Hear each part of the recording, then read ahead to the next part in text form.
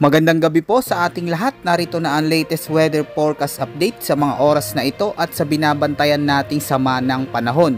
Sa mga oras na ito ay patuloy nating minomonitor ang isang panibagong low pressure area na nabuo sa loob ng Philippine Area of Responsibility na namataan malapit sa bahagi ng timog silangan ng Mindanao.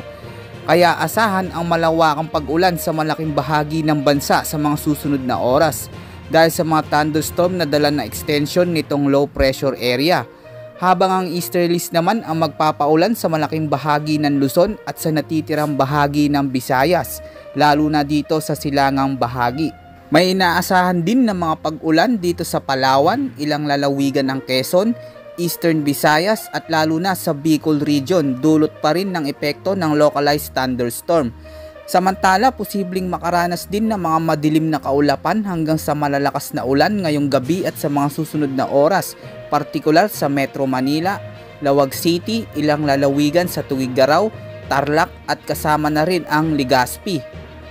Posible din ang mga biglaang buhos ng ulan at pagkidlat ngayong gabi at sa mga susunod na oras dito sa malaking bahagi ng Zamboanga City, Cagayan de Oro at sa nalalabing bahagi ng Surigao City.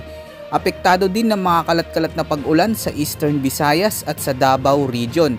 Kaya pinapaalerto po natin ang lahat sa posibilidad at tsansa ng mga pagbaha at biglaang pagguho ng lupa, lalo na sa mabababang lugar.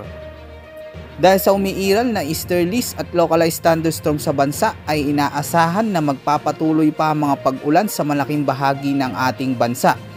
Samantala, base nga sa ipinapakita ng mga weather models ay bahagyang mabilis na lumalakas itong low pressure area na nabuo malapit sa bahagi ng silangang Mindanao.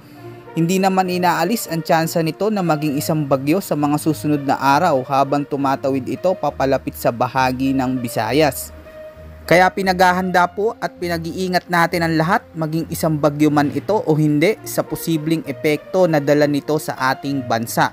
Ito ang latest ulat panahon sa araw na ito. Maging handa po at alerto sa anumang panahon at pagsubok na darating.